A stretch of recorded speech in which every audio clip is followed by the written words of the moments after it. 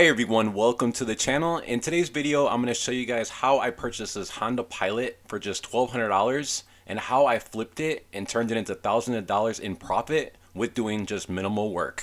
So if you guys like to make quick, easy money, stay tuned because I'm going to show you guys step by step on how this is done.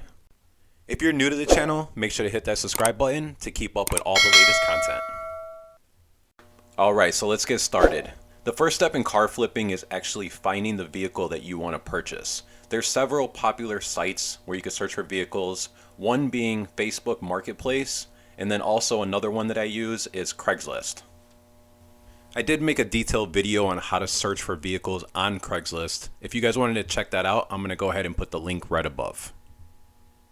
This is an actual screenshot of the 2006 Honda Pilot I was able to find on Facebook Marketplace. The seller was asking $2,100 or best offer. He had it listed as runs and drives with 143,000 miles. Checking Blue Book value on Kelly's Blue Book, I could see that the seller was actually asking the low end of trade-in value. Private party value on this vehicle is between $3,500 and $5,600 in good condition with a mid-range of $4,500. So this gives you a lot of potential to make thousands of dollars in profit depending on how much you have to spend. So here's a list of some of the repairs it needed when I did the inspection and how I was able to get the seller down to $1,200. First of all, it needed a major cleanup. It looks like it's been sitting a very long time and an animal possibly got in here under the hood. It did have some electrical issues where the radio wasn't working in certain lights, but I was just taking a gamble on that, hoping it's just a fuse.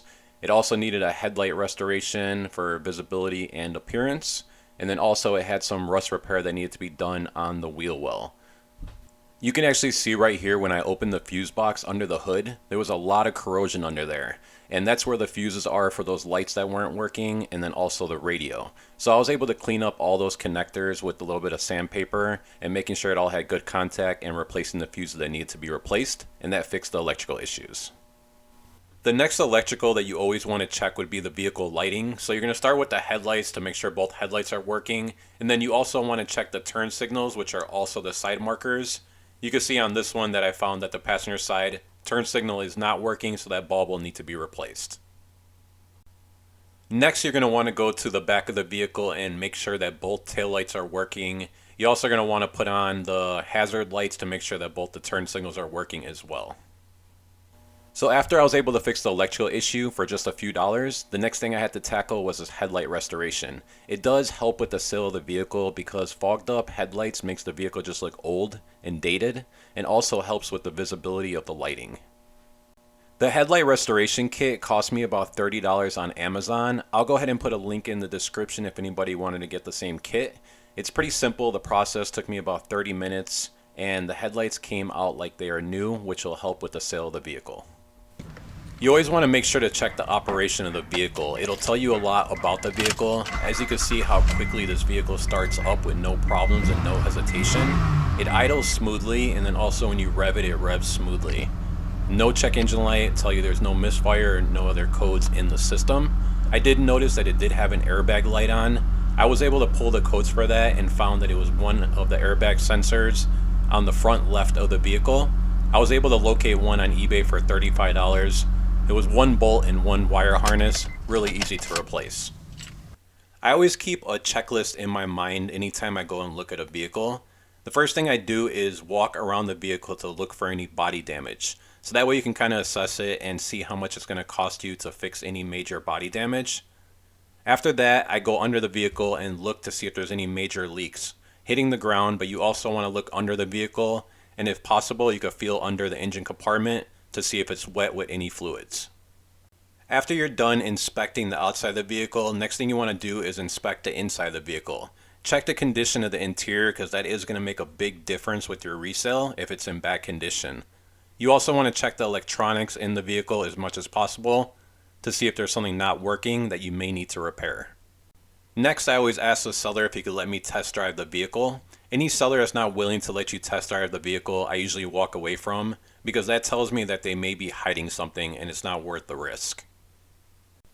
While you're on your test drive, you want to pay attention to the way the vehicle performs. So you want to listen to all the suspension and see if you could pinpoint any noises that you hear, so you can kind of add up to see what it'll cost you to repair those. You could also use that as leverage to get the seller down on the price for anything that you find.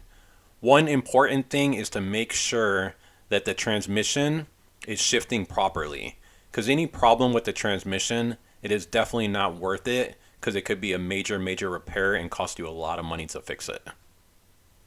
The next thing we have to take care of on this vehicle is the rust repair. You can see right here it's got this small spot on the rear wheel well, so we'll be able to sand that down and touch it up to make it look a lot better. On the passenger side, it's a little bit worse. We're still going to have to do the same process as far as sanding it down, putting some stop rust on there, and then touching up the paint job to make it look good. I'll be making a separate video to show you guys how to do rust repair, especially when it's small jobs like this. So be on the lookout for that if you're interested in doing the repairs yourself. So now let's get into a breakdown of the parts that I had to buy for this project.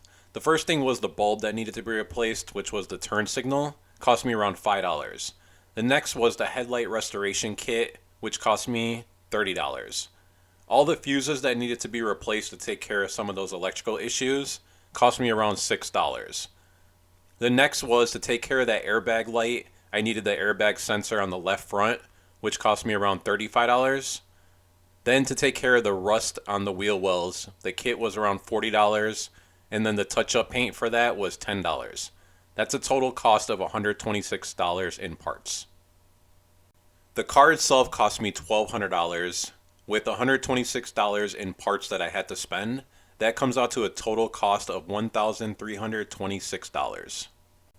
After I was done with everything, I took new pictures of the vehicle and I created a listing on Facebook Marketplace. On the listing, I did list it for $4,200 or best offer. On the first day of the listing, I did get several messages from potential buyers. I usually don't do negotiations through messaging on there, but someone did offer me $3,500 and I did accept it, and they actually came by and picked up the vehicle, so that all worked out.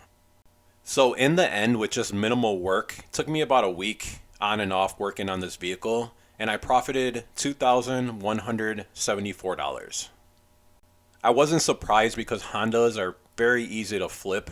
They're actually one of my favorite cars to look for. So as long as you find the right vehicle with minimal work, you can make yourself some good money.